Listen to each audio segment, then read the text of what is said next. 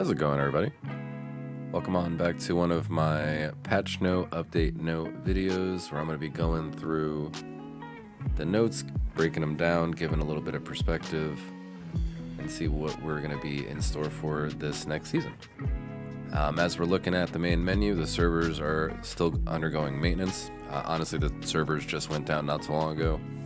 As soon as the patch notes came out, I knew I needed to cover them, so I jumped on as quickly as I could. Excited to see what we're going to be jumping into. This is the Infestations update, and we're kicking off with Season 25. Without further ado, let's get into these notes. We got the Infestations release notes. Appalachia is in danger. Infestations of enemies are taking over locations, and the wasteland needs you to clear them out. Like this little graphic over here. Vault Dwellers, this is a call to action. Appalachia is under threat, and she needs your help. Enemy factions are popping up in locations across the region, evicting former residents and fortifying their locations. Are you brave enough to venture around and protect the wasteland? That's going to be fun to check out. I don't know too much about it. I tend to kind of avoid PTS content and any data mine things, but the irony is we're going to be talking about PTS content coming to console here shortly. But let's look at these update highlights. We have Infestations, find and clear out infestations of challenging enemies for 4-star rewards. New seasonal fish. Summer, fall, winter, and spring. Follow the equinox changes for a chance of catching these new fish. Deathclaw CAMP Pet. Dangerously adorable and available through the new Deathclaw bundle on Xbox, PlayStation, and Steam stores. Next gen update, a public testing period begins in June, with release happening this summer. Read more on this update below. Season 25, Appalachia under siege. Protect Appalachia while earning new season rewards along the way. So like I was just saying, I tend to avoid any of the PTS content, but I don't know if we're going to be able to avoid it for much longer. As much as I enjoy checking out the content as candidly as I can with the community, basically the day after the updates, like Wednesdays, we may have to check out this PTS content together on the console. And maybe do that throughout the week, depending on upcoming content. It says Xbox Series X and S and PlayStation 5 testing period. We're excited to announce that during the month of June, we'll be kicking off a public testing of the Xbox Series X and S and PlayStation 5/Pro versions of the game. Available to everyone who owns Fallout 76, you'll be able to download the test version from the Xbox and the PlayStation stores. Once testing is complete, we plan on releasing the update later this summer. Here's a little list of features you can expect when playing on your Xbox or PlayStation. Targeted 60 FPS across both those consoles, or all those consoles, I should say. Improved draw distances, did not expect that. Improved shadows. 4K resolution on compatible displays, of course. VRR on compatible displays. And then it's saying the PlayStation 5 and PS4 Pro will support 1440p, while previous generation platforms will continue to support 1080p. Please stay tuned to our social channels for more information. I can participate in this testing period. So, not only can we test out this stuff, later on down the road, there's been word that we'll be able to actually get into our own PTS content to test things out, but one thing at a time, right? It's really interesting to see how now everybody's going to be able to kind of take part in the previews of some of the content coming out and being able to give feedback to it and kind of shape it together. But now this is interesting. These test versions of the games and really giving a good next gen upgrade, you know. So will I be testing this out? Most likely. Is it gonna make our game implode and crash to, you know, desktop kind of deal, or to the dashboard? Most likely, but it's okay. We will check it out. Now back to the content of today's update. Infestation Overview. Infestations are a new form of content that serves as an additional source of 4-star legendary items for those brave enough to hunt down and clear out these challenging pockets of enemies.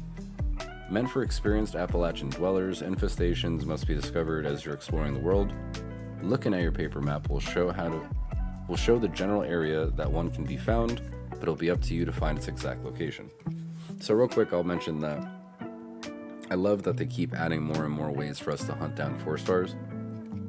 If I remember correctly, they had a recent AMA on their Discord, and I believe there was a question talking about the legendary cache from the raids coming back, and if I remember correctly, that's not going to be for a while. So for the time being, we've snuck in a few raids here and there, but it's also hard to get the specific ones that you're looking for in terms of legendary mod boxes. They added Bigfoot popping up at the top of the hour of like Big Bloom or other events that can spawn it. You know, it's kind of been hit or miss, and you can only get so many 4-stars from there. If we're going to be getting 4-stars from another source, I am here for it. That's going to be the new grind, and then it's, you know, every 20 minutes when something pops up, it's going to be like, okay, does this have a chance to spawn a Bigfoot? No, okay, maybe I'll go run an infestation instead, or try to hunt down an infestation. And they're saying if you want to hunt for infestations, we recommend you create or join an exploration public team because on an active server full of hunters, you might find them difficult to find. Which makes sense too, right? If you're in a public server and there's 23 other people running around actively trying to find where these infestations are, you might want to do it as a group, or even split up and then rally everybody together when you find the spot. Or just check along the map to see if you can find a cluster of people. Maybe they're fighting the 4-star. But it's saying, being on a team will increase your chances by giving you the opportunity to fast travel directly to a teammate who is... There you go. Which is also, in my mind, and I don't know I don't know too much about this, or where the locations are or anything like that, but I'll mention, if bounties in the game get popped by someone, people fast travel to the location, sometimes the enemy is already killed before they get there. If a fresh infestation spawns and people are actively hunting it, I feel like it could be a similar situation where, like, if people are actively hunting it and there's too many people on the server, going there and taking them out before anybody else gets there. Obviously you want to try to hunt things down together and see if you can strategically hunt them down. And speaking of locations, they're saying infestations can appear across the Toxic Valley, Forest, Ash Heap, Savage Divide, Mire, and Cranberry Bog regions. Multiple infestations can be active across Appalachia at any given time, but if nobody comes to clear them out, the faction infesting the area will leave and head off to another area.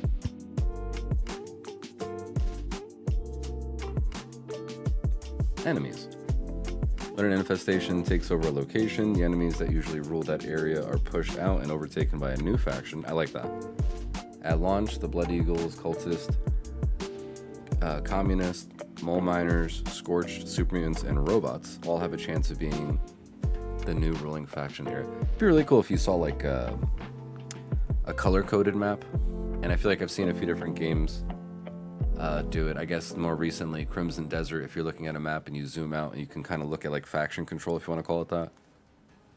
Or even something, we'll go back to, what is it, the GTA San Andreas days of trying to get turf, and then, you know, if you wanted to claim a certain block, it'd be a different color until you actually claimed it.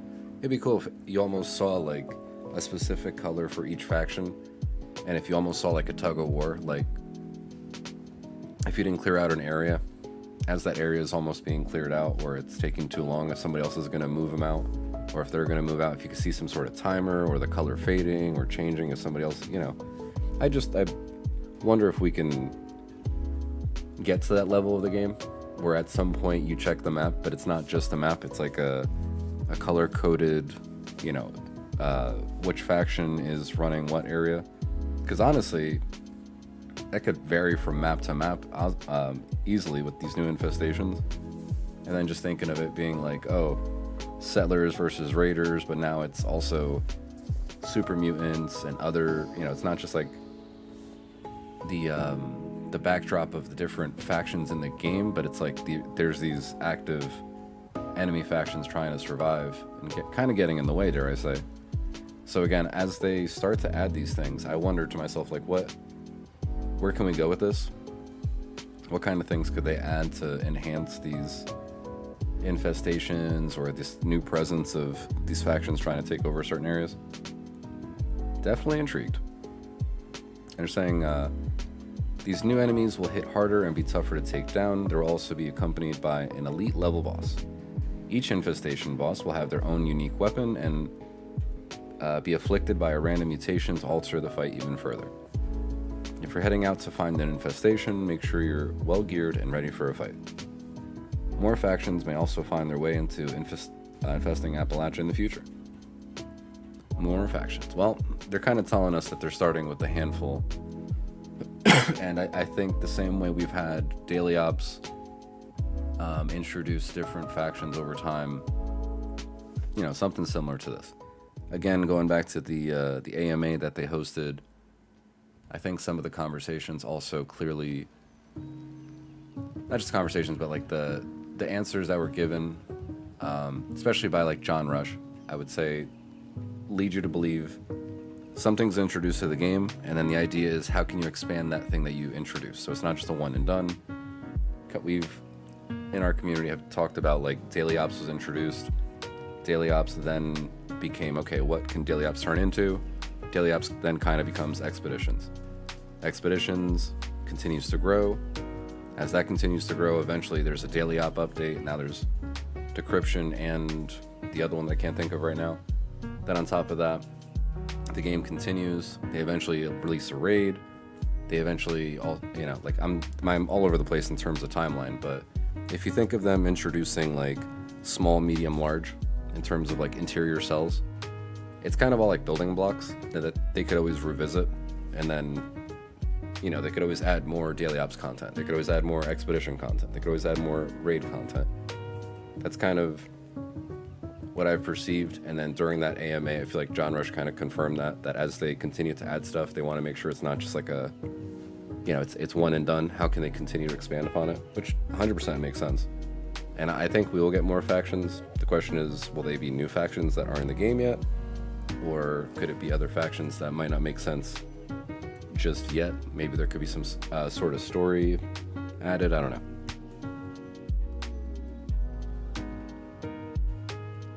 Let's get to those rewards. It's saying when clearing an infestation, you should expect to get standard loot and a chance of a 3-star legendary weapon or armor from the lower tier enemies. Defeating the boss leading the infestation is where the bigger reward comes into play. Beating the infestation boss will earn you a guaranteed 4-star legendary weapon or armor. And it's saying this update also introduces new 4-star mods that can only be obtained through clearing infestations. And they're giving us a sneak peek at 2. I don't know how many there are. Vector and Tarnished. Vector is armor, increases accuracy in VATS from a very long distance by 10% up to 50 if you're wearing all 5 pieces. And then the weapon mod Tarnished. The lower the equipped item condition, the greater the weapon damage. Interesting. So before your weapon breaks, it'll do the most damage. Anybody that has a weapon that breaks pretty quickly, I don't know. You might want to look into that. Infestation Frenzy. To celebrate the launch of today's update, infestations will appear at a faster than standard rate for the first 2 weeks, after which the rate which infestations appear will be returned to their intended values. Don't get swept up in the frenzy. Oh boy, 2 weeks of this. I forget what happens after that, but before you know it, we're going to blink and it's going to be time for Fasnacht.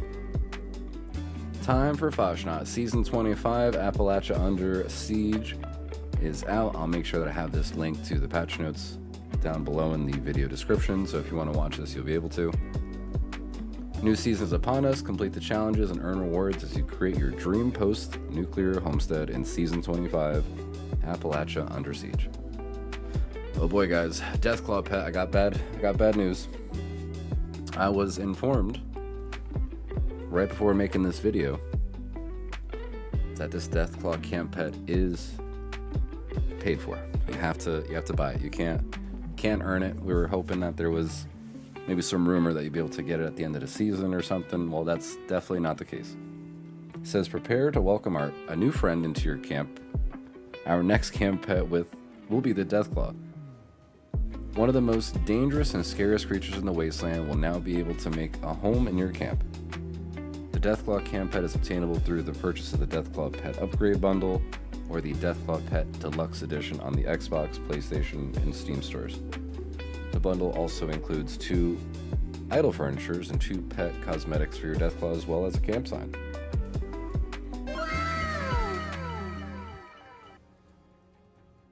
I'll be passing on that. New seasonal fish, available June 23rd. Need a break from clearing out infestations? You can try. In a couple weeks, we're gonna need a break from infestations. I'm telling you. If you need a break from clearing out infestations, you can try your luck at catching some of our new seasonal fish. Available on the first Tuesday after the summer solstice, these new fish will be joined by their fall, winter, and spring siblings as the year goes on.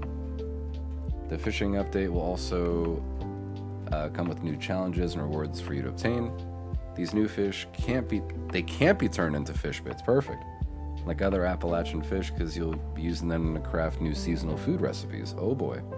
I wonder if they'll be any good. We're not going to cover what those recipes are, what advantage they provide, or the locations for these new fish here. Our hope is that you'll be able to discover that all on your own. If you do want a little hint where to start looking, head over to Fisherman's Rest and find a note from your Captain Raymond. Alright. Watch yourself out there. Yeah, now I can't not picture that guy's voice in my head. We got perks. Retribution now works with Defenders mods. Okay. I feel like that's I don't know. I feel like we should have had a subcategory just to say like fixes or whatever. All of a sudden it's like new fish. Alright, this was fixed. Alright, moving on. Weapons. Updated the following weapons with new legendary mods and effects. Existing items will gain new effects, but their legendary mods will not change. Got the Gutter and the Helga. Been trying to collect multiple Helgas, and that's been a whole thing. But Gutter Vampires now has inertial, ghosts, and implicit poison damage. And Helga now penetrates targets. Addressed an issue where Scattershot could provide more limb damage than expected. Addressed an issue where Tormentor could provide more damage than expected. Added energy damage to the Gamma Gun in addition to existing radiation damage. And renamed the Light Machine Gun Standard Muzzle mod to No Muzzle. LMGs. I heard LMGs are supposed to get an update this time around. We have added and updated mods for this weapon. The following light machine gun mods are now available via Scrap to Learn, as well as loose mods and quest rewards. Got Savage Divide quest rewards, LMG Stub Barrel, LMG Gun Bruising Stock, and LMG Stabilize Stock. Cranberry Bog quest rewards, LMG Long Barrel, Large Mag, and Gun Muzzle Brake.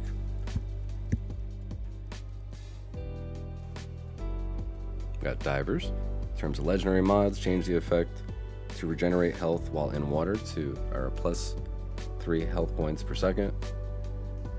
Workbench. Confirmation UI when making items now organizes items and ingredients into groups. Components are still itemized. Crafting prompt asks that if you are sure, now have a don't ask option. If you are sure, now, okay, got it. Radiation resistance. With today's update, resistance to radiation exposure is much more effective. All your armor, power armor mods, legendary mods, and consumables, many of which have been buffed, will provide more protection against the irradiated elements.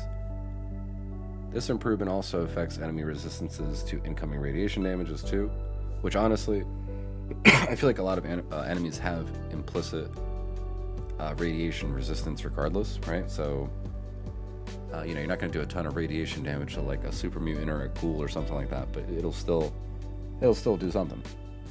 So I'm curious now if it's even like harder to do that extra damage with weapons like that.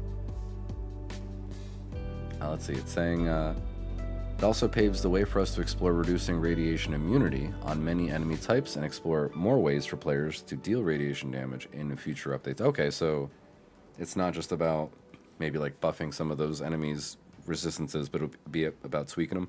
Always tweaking something. Reaching 1500 to 2500 radiation resistance will dramatically reduce the incoming radiation damage from heavier environmental radiation such as nuke zones. This is not a hard threshold, so you can pack as much radiation resistance as you can muster, and it'll continue to reduce the effect of the environmental radiation. They go on and mention items with radiation resistances. I'm not going to go through all of these, but either pause the video, check them out for yourself, or like I said, I'll have the link in the video down below.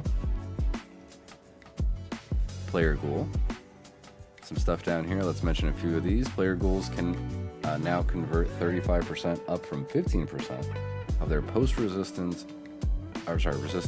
radiation exposure damage to health before converting to glow when at full health. Not gonna lie, I am not a ghoul character. I feel like I'm not gonna know what half of this stuff means, but for those ghoul players, it looks like you're getting a few different adjustments here. I'm kind of skimming them, as should you. As should you. If you're a ghoul character or plan on playing a ghoul character, please, just because I'm skimming through these and skipping over them doesn't mean you should. Make sure you read that as well. Weapons with radiation damage. Adjusted the gamma gun to deal radiation and energy damage. I wonder if they made any change to, like, if you're using a gamma gun to irradiate yourself so you have more rads kind of deal, and, you know, you could be bloodied or whatever. I wonder. Environmental radiation. Increase the magnitude of these effects. 4 to 5, water in parts of Atlantic City, rad storms. So it's magnitude of multiple effects here having to do with irradiated water in different locations, car explosions. Interesting. So it's basically seeming like you'll have more resistance to radiation, but everything that could give you radiation is going to do even more. Very interesting. Radiation burning springs, radiation outside of burning springs. They all have different numbers associated with this. Very interesting. Okay. Enemies. Unified how feral ghouls and glowing ones heal from incoming radiation damage. They now absorb 25% of post-resistance radiation damage. Remove radiation healing from feral lost. These were only meant to be immune to radiation. Got it. So, like, they wouldn't heal from the radiation, but they wouldn't be able to take any damage or anything like that. That makes sense. I feel like they should make it where the glowing ones, you know, like in Fallout 4, they could revive their dead, you know, normal ghouls around them. I feel like if they could bring that into this game, that'd be kind of interesting. Although broken, probably. Increased bloodbug spit radiation damage. Increased tick spit radiation damage. Radtoad spit radiation damage.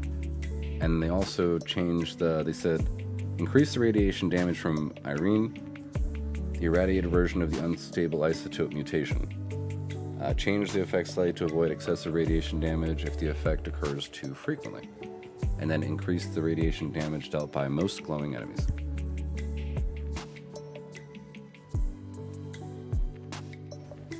Non-power armor radiation resistances. Reduce the radiation resistance on most non-power armor by 45 to 65%. Okay. Now, with the changes to radiation in this update, each individual point of rad resist is much stronger than before. This left the radiation damage mitigation power of non-PA armor, power armor, in a very strong state, even more so when used in combination with the increased usefulness of armor mods and items. This change still leaves non-power armor radiation damage resistance at a higher level than it was before. The backwards update, while bringing it in line with our intended goals. Okay. They've been doing a lot of back and forth, and it's kind of nice to see when they, you know, it's not a pendulum swinging one side to the next. It's like, where in the middle are they actually stopping? We're getting closer, guys. It makes me think that they're prepping for some other larger update, maybe down the road, that has maybe more to calculate or multiply different base resistances or damage numbers, who knows. Miscellaneous changes address some inconsistencies with HUD radiation indicator that may have caused it to display incorrect values from time to time. Some additional notes over here. Activities in public events. Brahmin should now ignore cattle rustlers during the free range, but defend themselves against other enemies. So it's funny because we mentioned this on stream.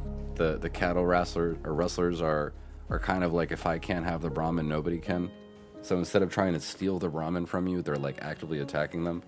And now to take it a step further, during free range, we noticed that the Brahmin go out of their way to attack them, which kind of like is detrimental to, you know, getting the event done quicker or smoothly. And they're at least fixing it now. So the Brahmin will defend themselves against mosquitoes and other stuff, you know, but not go out of their way to go and attack them. That's good.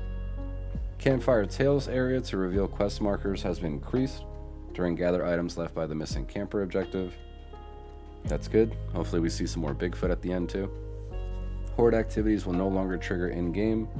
Originally intended to release with the Backwoods update. Okay. Public event flyouts will now properly be shown as quest on the map when you join them. Beautiful. Update of the map help menu entry for activity and public event icons. Updated text flyout upon entering an event or activity. Extended the radius of the Project Beanstalk activity so that all fast traveling and respawning players will always remain active in the event. That's good. It was probably spawning people like a mile away. Armor and clothing. Fix an issue with the Grim Reaper mask so the mask appears correctly with other outfits, and then sturdy metal left leg can now be scrapped to learn armor mods. So we got camp, workshops, and shelters here. They fixed a few things. Fix an issue with repair bot, or where the repair bot could continue the repairs after being scrapped. Oh, that's funny. Just like an infinite repaired camp without having to waste a spot on that specific bot. I mean, that's broken, but I would love it. Fix an issue which could cause player turrets to become invisible in rare cases. Fix the camp red elm trees so they do not glow at night. Fix an issue where several survivor tents could not be destroyed. Interesting. Lockpick camp objects can now be relocked at the same lock level without the player having to manually unlock or scrap that object. Okay. Remove VATS hit chance penalties from the Sandstorm weather station. What? Camp artillery turret now fires projectiles when the artillery smoke grenade is thrown within the correct range bonus. Or bounds, I should say. Liberated and Red Rocket Collectrons should now be able to collect resources from any player-owned Collectron list. I guess it was limited before to only maybe a couple or one. Updated Ammo-matic ammo drop rates to be lower. Oh no. I feel like it took forever for the Ammo-matic thing to make me like 45 rounds. I go through 45 rounds so quickly with the Elder's Mark, and now it's going to be even less pocket change that I acquire throughout the day. Tremendous. Let me see where we're at. When purchasing an item through a player vendor, the max quantity purchasable now properly uses the value the item is offered at. Camp Pet's clothing now can be scrapped. The Appalachian generator now has the same number of placements as other medium generators. Fix an issue that prevented the dinghy from being placed in Pioneer Scout Shelter. Fixed an issue that allowed players to craft a rusted brazier from the teammate owned. If a teammate owned it, even though they... Oh, so there's a couple times where, like, throughout the years, you're able to get something, whether it's a Atom Shop or whatever the case is. You can place it at your camp and then place it at a friend's. There was the globe. I don't know what kind of globe it was, but people were able to place it at other people's camps that didn't have it.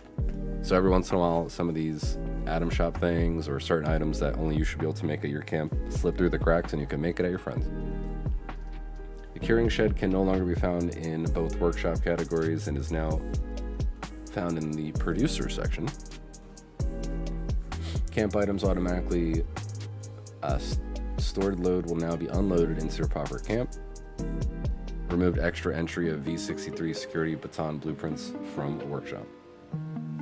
Oh We got a few more here. We got challenges. Start headhunts challenge, now correctly notify upon completion. Prick eye salad and pickled prick eye now count towards eat a plant-based meal challenge. Rad hog burnt ends now count towards progress on the cook of meals that use prick eye challenge. We got gameplay. Fix an issue where robots and daily ops weren't immune to poison damage. iBots will now correctly shoot or self-explode when hostile. iBot targets players, okay. I'm trying to think where I really see iBots running straight at you to explode. Not really in Project Paradise, and not really during, what, stage 3 of the raid. Fix the bug where locked containers could be freely accessed by a public team member. Interesting. Fix an issue where certain damage bonuses would be much stronger than intended. Fix an issue where multi-projectile attacks, shotgun, etc. could kill other players much faster than expected. Dev note. This only affects damage dealt by a player when attacking another player. Fix an issue where protectrons can spawn as non-aggressive during AWOL. Fix an issue where certain allies could become scorched after...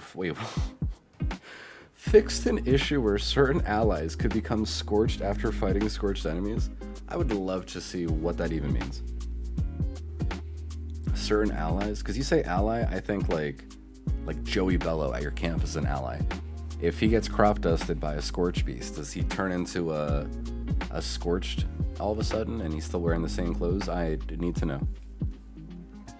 From ashes to fire, fix an issue that causes players' audio to be muffled while a teammate talked to Danilo in the pit. Carbon Mysteries, Ira, Voice of Set, and Blade of Bastet are now droppable. Lock safes no longer contain invalid legendary items. Oh no. What does that mean? Invalid. Were safes producing legendaries that they shouldn't have? Faster reload baseball bat? I don't know. Military grade circuit boards no longer auto scrap when scrap all function. Normal scorch beasts now have a rare chance to drop ultrasight power armor mod plans. Ooh. So like the super rare ones, I don't know what it is. Calibrated shocks? No, I forget what it is, but maybe you'll have more opportunities to get the rare plans.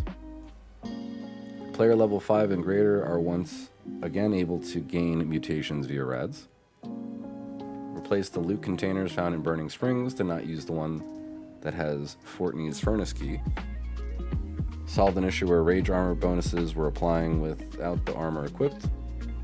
Oh, I don't have the rage armor yet, but I heard it makes you do like, what, twice the damage? So people are probably equipping it, unequipping it, and getting a free damage bonus on top of wearing whatever matching set they want instead of having to wear that. Very interesting.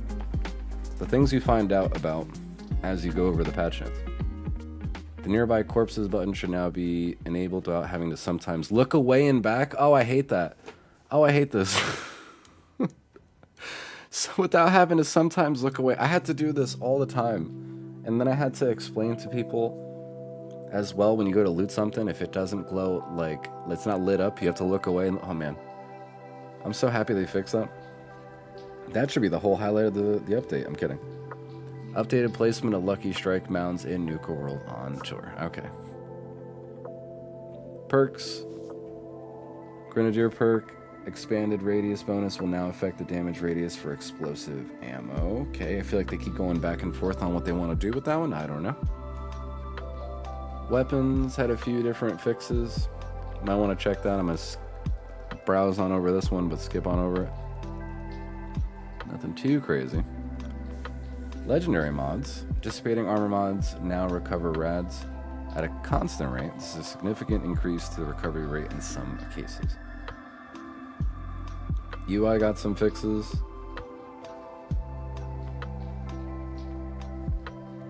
The quick glance, nothing too crazy. You might want to pause the video or make sure you go through this. Quests. We'll go over this. Quest had a few different fixes here. Fix an issue where only one instance of the Lucky Strike quest could be active on a server at a time. Code Blue, fix an issue where the quest will be tracked in the Pip-Boy after a player relogged, even if the player had previously untracked it. Cold Case, obsolete graft and dam keys no longer spawn. Retirement plan, fixed an issue with dialogue choice. erroneously awarding extra raider reputation that could become exploitable. Oh, God. Again, the things you find out about in these patch notes. Fun and Games had a few different updates. Objective tracker should no longer point to the exit of Graft and Steel Underground during Find Rah-Rah stage, and Rah-Rah and Gale will no longer imply Rah-Rah dislikes a player if their relationship is high. Okay. Leap of Faith. Fix an issue where feral ghouls would respawn and ignore Madeline Keene in the Mountain disposal site if the player left the world in the middle of the quest. Mother of Invention corrected mismatch between dialogue and subtitles. Mutual Aid, Code Blue, and Recipe for Success fixed issues with the quest being re-added to the track quest list upon player relog. Mutual Aid.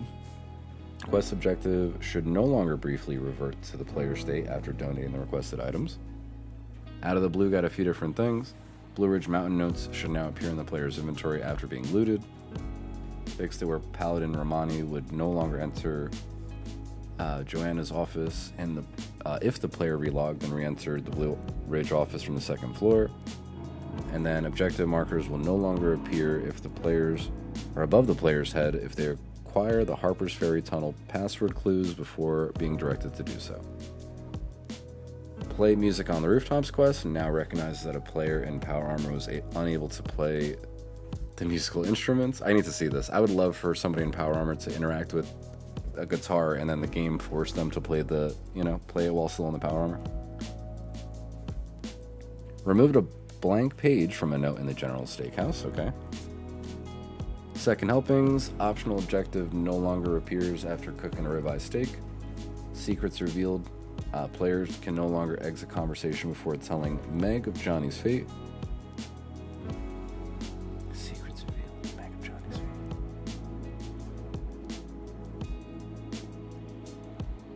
Meg of Johnny's fate. I'm trying to think. Is that related to the that trophy or something? Is that how people get spare trophies? I have no idea if you guys even know what I'm talking about, but moving on to the next one. Target-rich environment. Objective text for range targets is now displayed on the paper map. Trade secrets added extra measures to prevent an edge case where players still receive quest information when looting an iBot after the quest was finished, and it won't impact already affected players. Treasure unknown. Flitcher Farm holotape is now properly labeled as a quest item and cannot be dropped. Vital equipment fixed an issue with Raider Thief not turning hostile during combat if the player had high enough reputation. Yeah, I never really understood that. I don't know how many times I bump into the Raider Thief, and I feel like it's probably somebody else's Raider Thief if they're doing the active quest. But he's kind of like, hi, and I'm like, why shouldn't we be, okay, whatever, Shouldn't we be fighting right now? Wasted on Nukashine, objective markers from the brewing station and the flash fermenter no longer behave erratically. Wayward Souls has multiple things. Fixed infrequent error where batter wouldn't be aiming his weapons at Duchess when the player first. You imagine? He's like threatening her, but he's got the weapons not even pointing at her. Fix an issue where the player was able to trigger the wrong conversation with Duchess after choosing the charisma dialogue. And then fix an issue where the player was able to trigger the wrong conversation with Duchess after choosing... Oh, wait. Am I seeing things? Is that the same exact sentence twice? That's the same exact... Okay, that's a copy positive. Added the ability to reject certain daily quests previously missing in the functionality.